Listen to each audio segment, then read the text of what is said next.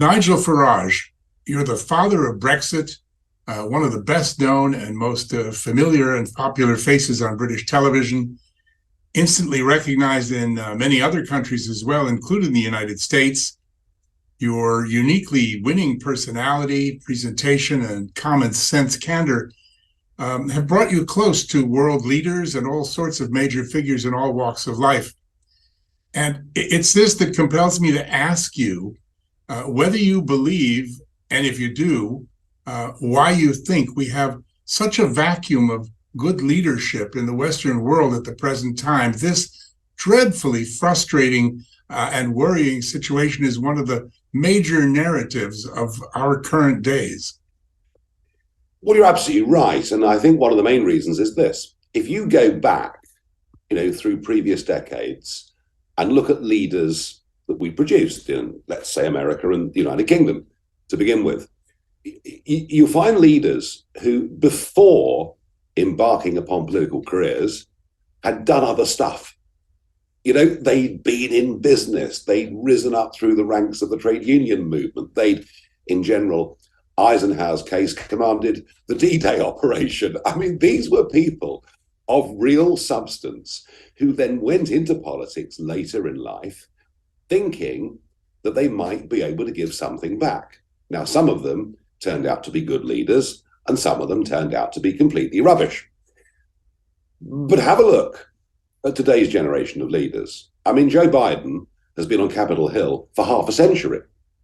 I mean, there isn't much life outside of politics and the games of politics. And you look at the sort of prime ministers that we've had in the United Kingdom, nearly all Oxford University, nearly all viewing politics actually as a career as opposed to a calling. And you see, if you go into politics and aim at political leadership, well, there are two types of people that do it. There are those who want to be something, and that means rank, title, position, and respect as they see it among their peers. And then there are those that want to do something. And those that want to do something couldn't give a damn what anybody in the capital cities thinks of them, don't care about criticism from the New York Times or the Guardian or the BBC or CNN. They actually couldn't care less. They can live in the modern world with the abuse that gets heaped on them from all forms of social media. So I think a lot of this is about the motivations of those that lead our countries. And I think that's where we've gone horribly, horribly wrong. I think that's an excellent point. It's the motivation. And even for those people, I suppose, with motivation, it's the experience base. If they haven't got it, however large they dream, Liz Truss is probably a good example. They're not going to get it right, are they? Because they don't really know what they're doing. No. I mean, that's right. However, I will say in Liz Truss's case that her instincts, in terms of where she wanted us to go, were right.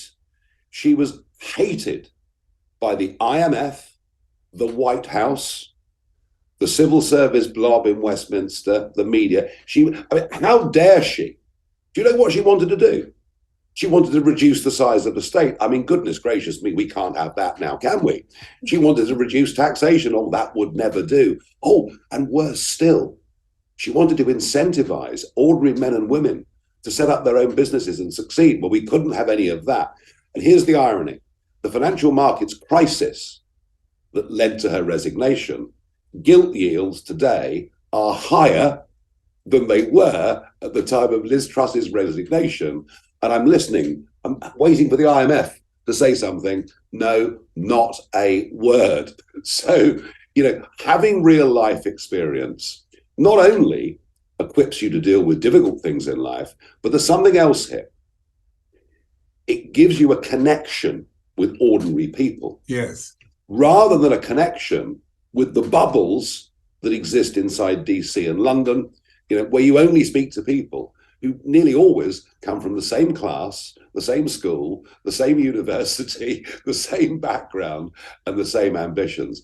And this has happened right across the Western world, where the debates that take place inside the Beltway, for argument's sake, are very different to what ordinary folks care about when the family is sitting around having breakfast talking about what concerns them. Yeah, yeah. I mean, it's true. If Liz Truss had ever had a job turning around a business that was failing, bringing it to profit, she might have planned to do things a bit differently. She really did set herself up and stood right at the edge of the cliff. And it was pretty easy for all the powers that you mentioned, together with their hedge fund and other friends, to push her off the cliff.